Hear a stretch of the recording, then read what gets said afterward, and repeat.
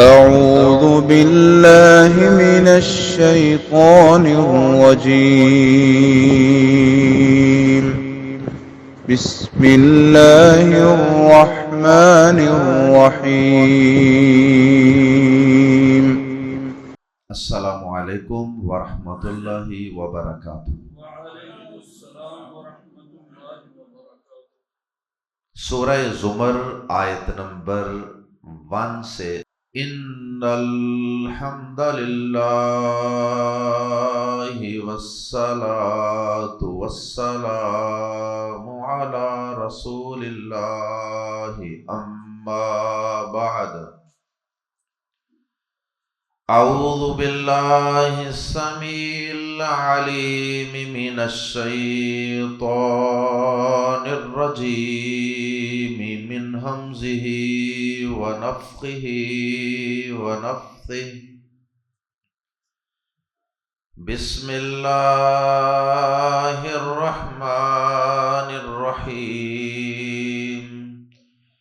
تنزیل الکتاب من اللہ العزیز الحکیم انا انزلنا الیک الکتاب بالحق فاعبد اللہ مخلصا لہ الدین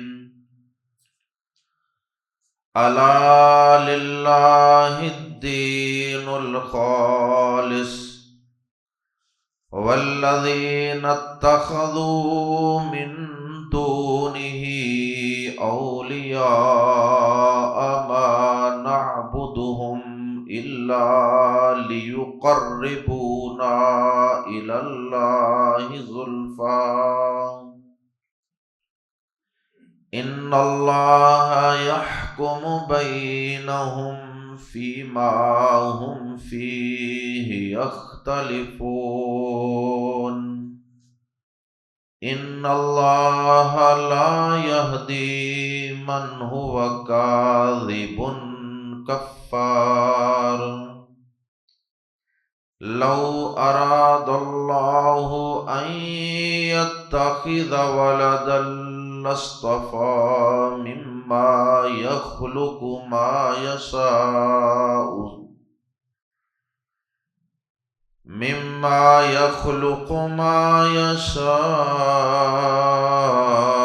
سبحانه هو الله الواحد القهار۔ گزشتہ سبق میں ہم نے سورۃ الزمر کا تفصیلی تعارف اور اس کے چیدہ اور بنیادی مضامین کو اختصار کے ساتھ پڑھا تھا تاکہ اس صورت کا ایک پورا خاکہ اور سکیچ ہمارے ذہنوں میں بیٹھ جائے۔ اب ہم اللہ کی توفیق سے آغاز کر رہے ہیں اس سورہ مبارکہ کو باقاعدہ سبکن تفصیل سے پڑھنے کا۔ اس سورہ مبارکہ کا بھی بنیادی مضمون اور بنیادی موضوع دیگر مکی صورتوں کی طرح اللہ کی توحید، اللہ کی قدرتیں، اللہ کی صفات اور اللہ تعالیٰ کے اپنے بندوں پہ انعامات، ان چیزوں پر مشتمل ہے۔ یعنی پہلی 6 آیات میں بنیادی طور پہ اگر ان 6 آیات کا ایک موضوع ایک لفظ میں بیان کیا جائے تو وہ اللہ کی توحید ہے، وہ شرک کی مذمت ہے۔ اللہ پاک نے اپنی بہت سی قدرتوں کا، اپنی کاریگریوں کا تذکرہ فرمایا، اور اللہ پاک کی جو قدرتیں ہوتی ہیں ان میں اکثر انسان کے لیے نعمتیں بھی ہوتی ہیں۔ گویا کہ اللہ پاک بتاتے ہیں کہ میرے بندو، میں نے تمہیں یہ نعمت عطا فرمائی، میں نے تم پر یہ احسان فرمایا، میں نے تم پر یہ فضل فرمایا، اور یہ ساری نعمتیں اور یہ میرے سارے احسانات اور یہ میرے سارے فضل، یہ تمہیں اس بات کی دعوت دے رہے ہیں کہ اس کائنات کا پیدا کرنے والا اور اس کا نظام چلانے والا صرف ایک اللہ ہے، لہذا عبادت بھی صرف اور صرف اسی کا حق۔ یہ نہیں کہ نعمتیں تو تم اللہ کی رب کی کھاؤ اور عبادت کرنے کی باری آئے، رکوع سجدے قیام نظر نیاز کی باری آئے اور مشکل کشائی حاجت روائی کے لیے پکارنے کی دعا کرنے کی باری آئے تو پھر تم غیروں کے در پہ جھک جاؤ۔ یہ انصاف نہیں ہے۔ اور پھر اللہ پاک نے ان آیات میں مشرکین کی ایک بہت بڑی دلیل کا بھی ذکر کیا جو وہ شرک کرنے کے لیے پیش کرتے تھے۔ جب انہیں کہا جاتا کہ بھائی زمین و آسمان کا پیدا کرنے والا فلاں نعمت کا پیدا کرنے والا اللہ ہے، تو پھر عبادت بھی اسی کی کیا کرو۔ تو وہ کہتے کہ ہاں ہم اللہ پاک کو ہی اس کائنات کا خالق مانتے ہیں، مالک مانتے ہیں، رازق مانتے ہیں، سارا کچھ وہی کرتا ہے۔ لیکن مسئلہ یہ ہے کہ اللہ پاک تو ہم سے بہت دور ہے،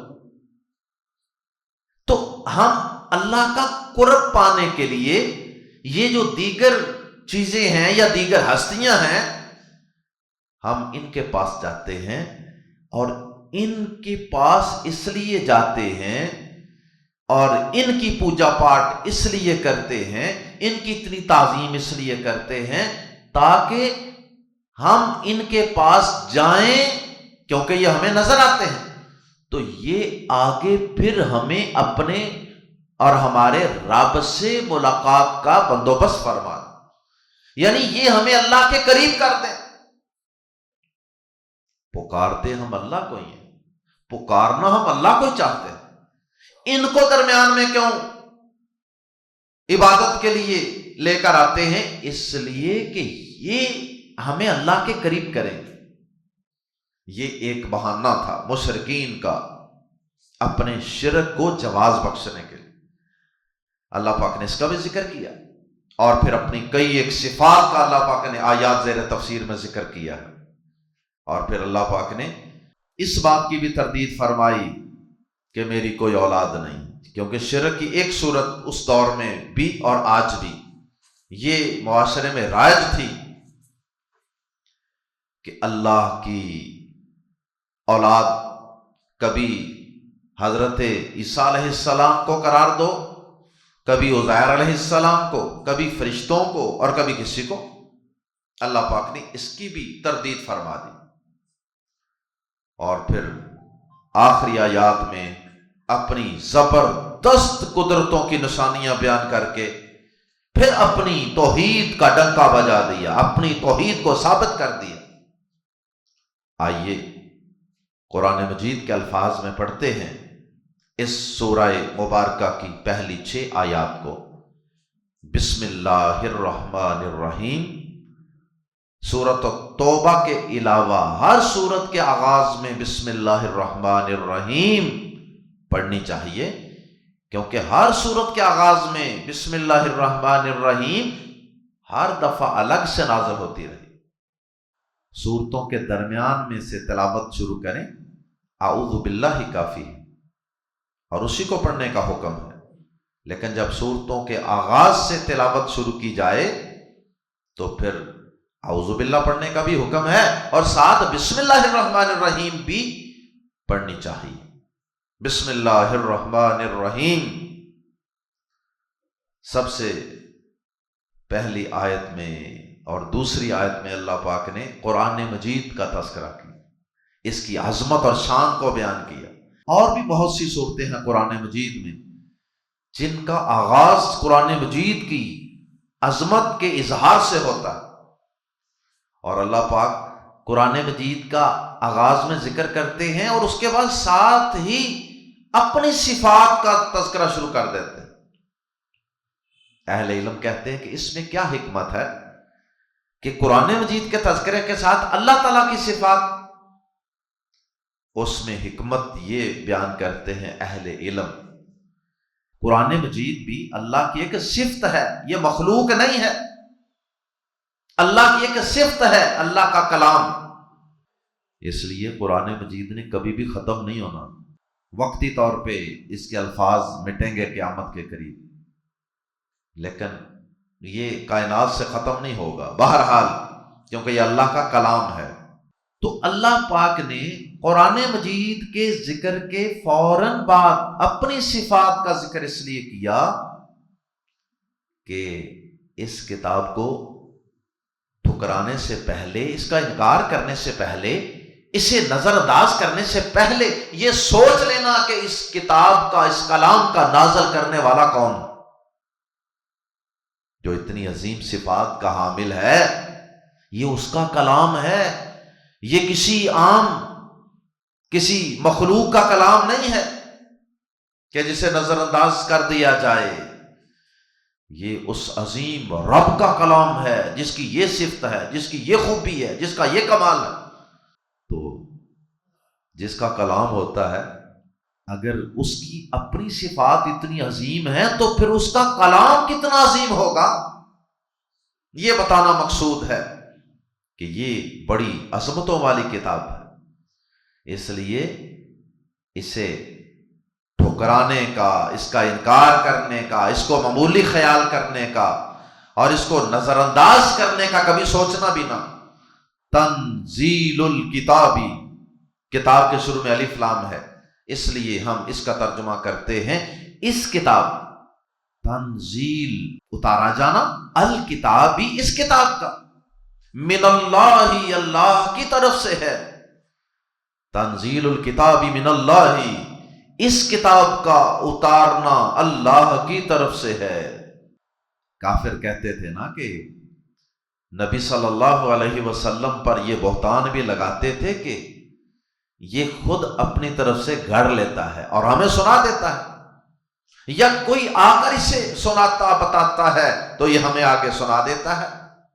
فرمایا نہیں، تنزیل الکتاب من اللہ، اس کتاب کا اتارنا اللہ کی طرف سے ہے، العزیز، جس کی طرف سے یہ اتاری گئی ہے نا، جس کا یہ کلام ہے نا، وہ کوئی معمولی ہستی نہیں ہے، وہ اس کائنات کا رب ہے، العزیز، جو سب پر غالب ہے، سب پر اس کا غلبہ ہے، جس کو چاہے جب چاہے جیسے چاہے وہ دبوچ سکتا ہے، اس کی گرفت کر سکتا ہے، وہ کمزور نہیں، کوئی اس کا مقابلہ نہیں کر سکتا، العزیز جو سب پر غالب ہے، الحکیم، اور وہ کمال حکمتوں والا بھی ہے، وہ غلبے والا اتنا ہے کہ اگر وہ چاہتا تو زبردستی سب کو اپنے دین پر لگا دیتا، اپنی توحید پر لگا دیتا، اس قرآن مجید کو پڑھنے پڑھانے والا بنا دیتا، وہ ایسا کر سکتا تھا، اتنا وہ غالب ہے، لیکن اس نے ایسا کیا نہیں ہے، کیونکہ یہ اس کی حکمت کا تقاضا تھا کہ وہ انسانوں کو اختیار دے دے، کیونکہ اس کا مقصد امتحان لینا تھا۔ الحکیم، یہ اس کی حکمت کا تقاضا ہے، وہ کمال حکمت والا ہے، اور یہ مطلب بھی ہے کہ اس قرآن کو نازل کرنے والا بڑا ہی حکمت والا ہے، بڑا ہی حکیم ہے، تو پھر اس کا کلام کتنا حکمت والا ہوگا، دانائی والا ہوگا، پھر کوئی بڑا ہی بے عقل اور بیکار اور فضول انسان ہی ہوگا جو اتنے حکمت والے رب کے اتنے حکمت برے موتیوں کو، کلام کو نظر انداز کر دے اور اس پر ایمان نہ لائے، اور اس کو پڑھے نہ، اور اس کو سمجھے نہ، اور عمل نہ کرے۔ انا انزلنا، بے شک ہم ہی نے نازل کیا ہے، انا کے اندر بھی الف کی شکل میں ہم کا لفظ موجود ہے، اور انزلنا کے آخر میں بھی ہم کا معنی موجود ہے۔ جب دو دفعہ اس طرح ہم آئے تو پھر ایک دفعہ ہم کا ترجمہ کر لیں اور ایک دفعہ ہی کا لفظ لگا لیں، کیونکہ مقصود ہم پر زور دینا ہے۔ انا انزلنا، بے شک ہم ہی نے اتارا ہے، کسی اور نے نہیں اتارا۔ الیکا، آپ کی طرف، اے نبی پاک صلی اللہ علیہ وسلم، الکتاب، اس کتاب کو، بالحق، حق کے ساتھ۔ یہ قرآن مجید جتنی باتیں بتاتا ہے وہ بالکل حق پر مبنی ہے، کوئی بات ان میں سے ایسی نہیں ہے کہ جو غلط انفارمیشن۔ اس قرآن مجید میں ماضی کے بیان کردہ واقعات بھی بالکل سچے، مستقبل کی پیشین گوئیاں، پریڈکشنز بھی بالکل سچی، اور اس کے اندر دیے گئے احکامات بھی بالکل حق پر مبنی ہیں۔ اور اس قرآن میں جن کاموں سے روکا گیا ہے وہ روکنا بھی بالکل برحق ہے، اس میں انسان کا نقصان تھا اس لیے روکا گیا، اور جن کاموں کے کرنے کا حکم دیا گیا ان میں فائدہ تھا اس لیے کرنے کا حکم دیا گیا۔ انا انزلنا الیک الکتاب بالحق، بلا شبہ ہم ہی نے آپ کی طرف یہ کتاب نازل کی ہے حق کے ساتھ۔ فاعبد اللہ، پس عبادت لفظی معنی ہے واحد کا صیغہ، فاعبد، پس عبادت کر، لیکن ادب و احترام کی وجہ سے ہم نبی پاک صلی اللہ علیہ وسلم کے لیے جمع میں ترجمہ کر دیتے ہیں فاعبد اللہ، پس اے نبی عبادت کیجئے اللہ کی، کیونکہ بظاہر خطاب تو نبی پاک صلی اللہ علیہ وسلم سے ہے، لیکن حقیقتاً اور مراداً خطاب پوری امت سے ہے۔ فاعبد اللہ، پس اے قرآن کو پڑھنے والے عبادت کر اللہ کی، مخلصاً، خالص کرنے والا ہو کر، لہو، اس کے لیے، الدین، دین کو۔ اور دین کا لفظ قرآن مجید میں عربی زبان میں کئی معنوں میں استعمال ہوتا ہے۔ دین کا ایک معنی عبادت، ایک معنی اطاعت، اور دین کا ایک معنی احسان بھی، اسلام بھی ہے، جیسا کہ حدیث جبریل میں بھی اس طرف اشارہ ہے۔ بہرحال یہاں یہ لفظ عبادت کے معنی میں ہے، دین کا لفظ، دین کا لفظ جزا سزا کے لیے بھی استعمال ہوتا ہے، مالک یوم الدین۔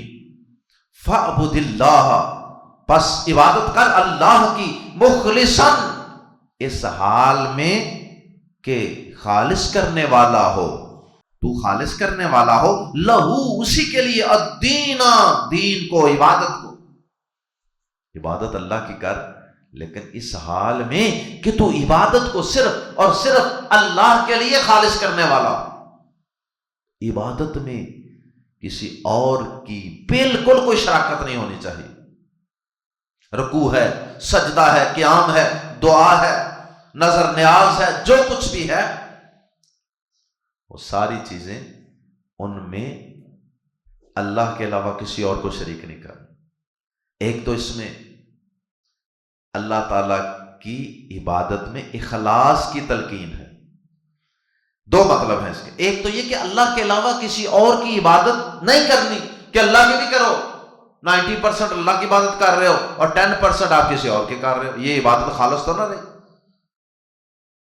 100% عبادت صرف اللہ کے لیے۔ اور دعا بھی عبادت ہے نا، تو اگر دعا کسی اور سے مانگ لی تو پھر عبادت خالص تو نہ رہی۔ الدعاء هو العبادہ، دعا تو عبادت ہے نا۔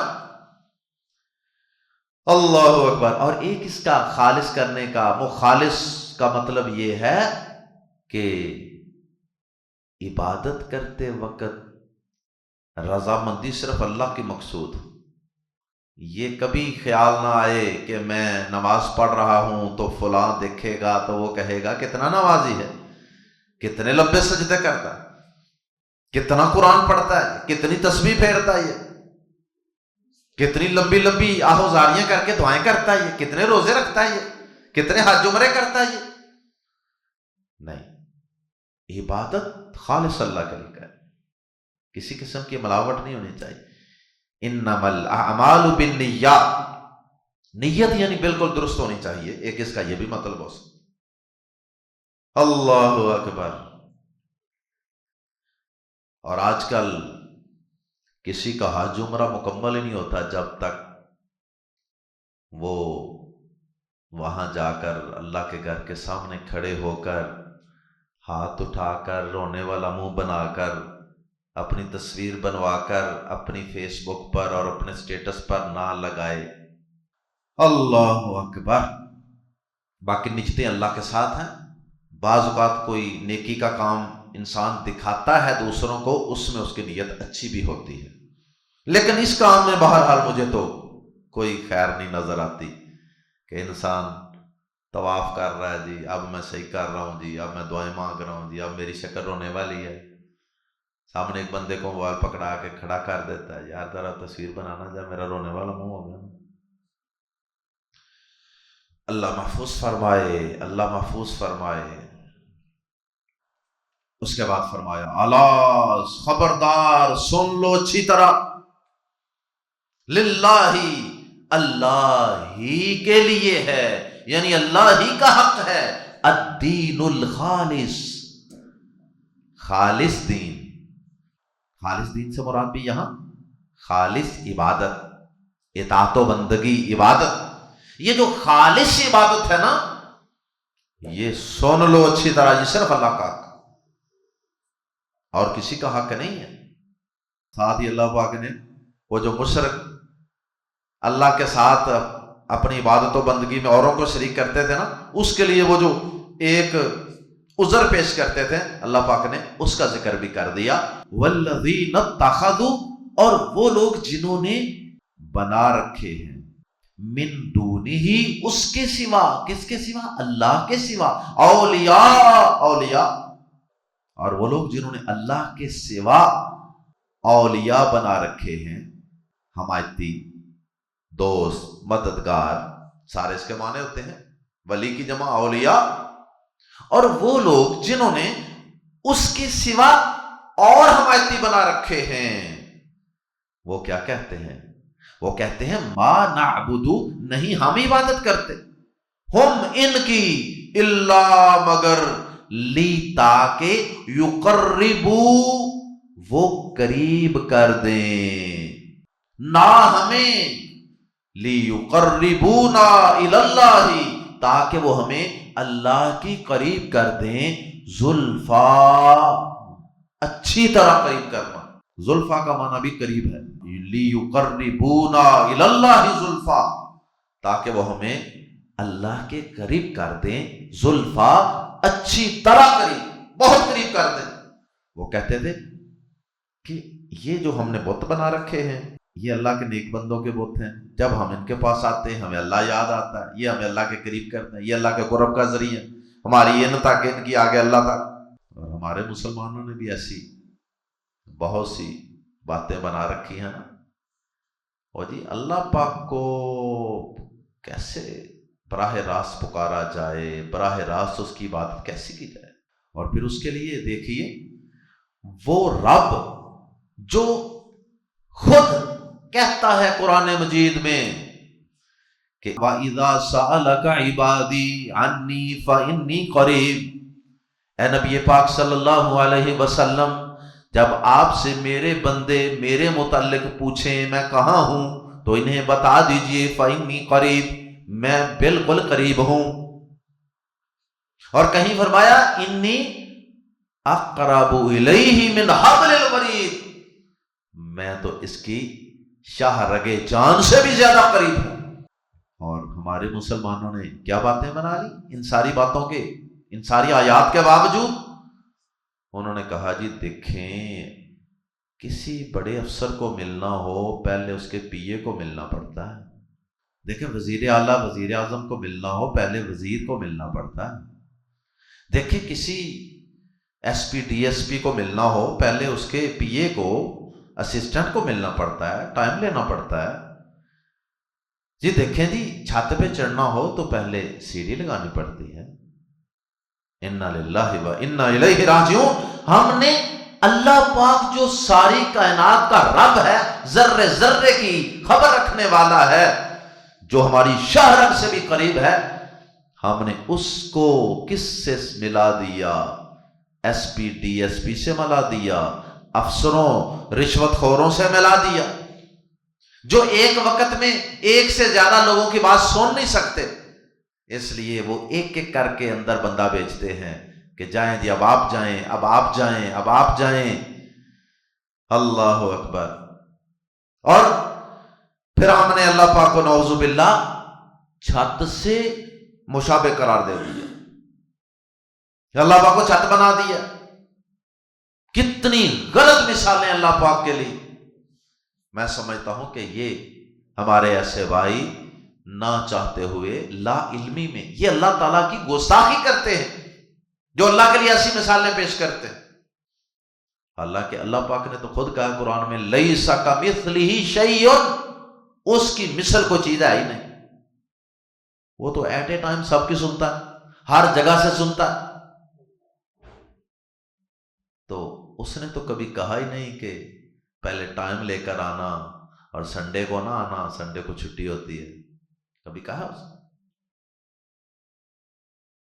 ان افسروں کو ملنے کے لیے تو اوقات کار ہوتے ہیں، کھلی کچہری اتنے سے اتنے بجے تک ہوگی، فلاں افسر ان کا یہ ٹائم ہے، فلاں فلاں دن ہے، باقی دنوں میں نہیں جا سکتے۔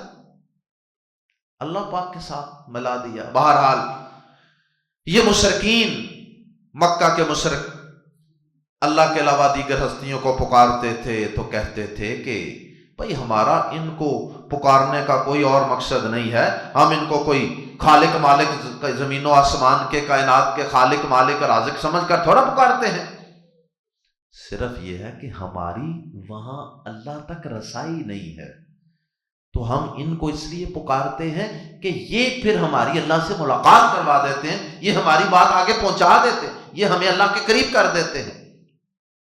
ما نعبدهم الا ليقربونا الى الله زلفا، ہم ان کی عبادت نہیں کرتے مگر اس لیے کہ یہ ہمیں اللہ سے اچھی طرح قریب کر دیں۔ آگے اللہ پاک نے ان کی اس بات کی تردید کرنے کے بجائے دھمکی دے دی براہ راست، اور دھمکی کیا دی ہے؟ ان اللہ، بے شک اللہ، یحکم، فیصلہ فرمائے گا، بینہم، ان کے درمیان۔ کن کے درمیان؟ موحدین، توحید والوں کے درمیان، اور ان شرک کرنے والوں کے درمیان۔ اللہ تعالیٰ ان انسانوں کے، لوگوں کے گروہوں کے درمیان فیصلہ فرمائے گا، فی، ان باتوں کے بارے میں، ما، جو، ہم، وہ، فی، جن میں، یختلفون، اختلاف کر رہے،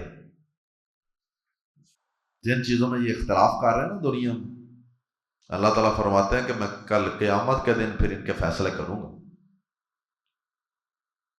پورے قرآن میں تو یہ باتیں اللہ نے سمجھائی ہوئی ہیں، لیکن اس کے باوجود اللہ کے بارے میں ایسی اٹکل پچو لگا کر باتیں کرنا، اللہ تعالیٰ کہتے ہیں کہ پھر میں ان کے درمیان کل قیامت کے دن فیصلہ کروں گا۔ جو اپنے شرک پر اڑے ہوئے ہیں اور اس کے جواز تلاش کرتے ہیں، ان اللہ، بے شک اللہ، لا یہدی، نہیں ہدایت دیتا، نہیں راہ دکھاتا، نہیں صراط مستقیم پر چلاتا، من ہوا، وہ جو، کاذبن، جھوٹا ہو۔ کیا اشارہ کہ یہ مشرک جھوٹ بول رہے ہیں، کہ ہم ان کو اس لیے پکارتے ہیں کہ اللہ کے قریب کریں، اصل میں ہم اللہ کی عبادت ہی کرتے ہیں، یہ جھوٹ بولتے ہیں۔ اور شرک سے بڑا اس کائنات میں کوئی جھوٹ نہیں ہے۔ اور دوسری ان کی قباحت اور ان کا برا وصف کیا ہے؟ کفار۔ کفار میں مبالغہ ہے، کافر سے کفار، کافر کا معنی بھی ناشکرا ہوتا ہے، اور کفار مبالغہ ہے، کفار بہت ناشکرا ہو، جو جھوٹا ہو، بہت ناشکرا ہو، اسے اللہ تعالی ہدایت نہیں دیا کرتا، اسے اپنی توحید کی سمجھ اور فہم عطا نہیں کیا کرتا۔ اور مشرک سے بڑا کوئی ناشکرا ہوتا جو کھاتا اللہ کا ہے اور گاتا گن کسی اور کے گاتا ہے۔ مشرک سے بڑا اس کائنات میں کوئی ناشکرا نہیں ہے۔ اس لیے اللہ پاک نے کہا یہ جھوٹ بھی بولتے ہیں، شرک کے جواز کے لیے جتنی باتیں کرتے ہیں وہ سب جھوٹ. اور یہ کہنا کہ اس کائنات میں فلاں کے پاس یہ اختیار ہے، اس سے بڑا جھوٹ ہی کوئی نہیں. اس کائنات میں سچا معبود ایک ہے، کوئی اور کسی کو معبود بنائے گا تو وہ جھوٹا ہے، وہ ناشکرا ہے، کھا اللہ کا رہا ہے، پی اللہ کا رہا ہے، اور عبادت کسی اور کی کر رہا ہے. اس لیے اللہ تعالیٰ فرماتے ہیں کہ ایسے جھوٹوں کو اور سخت ناشکرے لوگوں کو اللہ تعالیٰ راہ نہیں دکھاتا، صحیح راہ نہیں دکھاتا. اللہ تعالیٰ اپنی راہ اسے دکھاتا ہے، شاہراہ بہشت پہ اللہ اسے چلاتا ہے جو مخلص ہو کر سچے دل کے ساتھ ہر قسم کے تعصبات کو، باپ دادا کے دین کو اپنے ذہن سے نکال کر اس کی کتاب پڑھتا ہے، غور و فکر کرتا ہے. کائنات میں اللہ تعالیٰ ایسے شخص کو ہدایت دیتا جو سچ کا متلاشی ہوتا ہے. رہی بات کہ ان مشرکوں میں سے بعض نے جو اللہ کی اولاد بنا لیا، عیسیٰ علیہ السلام کو، عزیر علیہ السلام کو، فرشتوں کو، فرمایا کہ ان مشرکوں کے مجھے اولاد عطا کرنے کی کیا ضرورت تھی؟ انہوں نے تو میرے لیے خود ہی اولاد ہونے کا فیصلہ جاری کر دیا، حالانکہ میں نے تو اپنی کوئی اولاد بنائی نہیں. اگر مجھے اولاد کی ضرورت ہوتی تو بھلا میں نے ان کے ذریعے بنوانی تھی اپنی اولاد. میں اپنی مخلوق میں سے جس کو چاہتا اولاد بنا لیتا، مجھے کوئی کمی نہیں تھی. لیکن یہ میری شان کے لائق ہی نہیں کہ میں کسی کو اپنی اولاد بناؤں، کسی کو اپنی بیوی بناؤں، کیونکہ میں احد ہوں، لم یلد ولم یولد ہوں. لو اراد اللہ، اگر اللہ چاہتا، ان یتخذ، کہ وہ بنائے، ولدن، اولاد، کسی کو اولاد، لامزہ پر لا، تو ضرور استفا، مصطفیٰ اسی سے ہوتا ہے، استفا، وہ چن لیتا، چوز کر لیتا. تو ملا کے بن گیا لام زبر لا اور استفا، یہ ملا کے بن گیا لستفا، تو ضرور وہ چن لیتا. مما، اس میں سے، جو یخلقو، وہ پیدا کرتا ہے، ما یشاء، جو وہ چاہتا. اگر اللہ چاہتا بالفرض کہ کسی کو اولاد بنائے تو ان میں سے جنہیں وہ پیدا کرتا ہے، جسے چاہتا ضرور چن لیتا. لیکن اس نے تو چننے کا فیصلہ ہی نہیں کیا، نہ اعلان کیا ہے. سبحانہ، وہ اس کمزوری سے پاک ہے، اس کے اولاد کی ضرورت ہے ہی نہیں. ساتھ ہی وضاحت کر دی، سبحانہ، وہ پاک ہے. واللہ، وہ تو اللہ ہے، الواحد، جو اکیلا ہے، القہار، زبردست دبدبے والا ہے. بھلا باپ کا اولاد کے ساتھ بھی یہ تعلق ہوا ہے؟ باپ تو اولاد کے اوپر ہمیشہ دبدبہ رکھ ہی نہیں سکتا. بڑھاپے میں تو دبدبہ ویسے ختم ہو جاتا ہے، اور آج کل کے دور میں تو جوانی میں بھی ختم ہو جاتا ہے. اور کبھی انسان کا دبدبہ ہو بھی تو کتنی ہی دفعہ زندگی میں انسان اولاد کے لیے نرم ہو جاتا ہے، جھک جاتا ہے، ان کی غلط باتوں کو بھی مان لیتا ہے، وغیرہ وغیرہ. اس لیے اللہ تعالیٰ جو قہار ہے، وہ اس کی کوئی اولاد ہے ہی نہیں.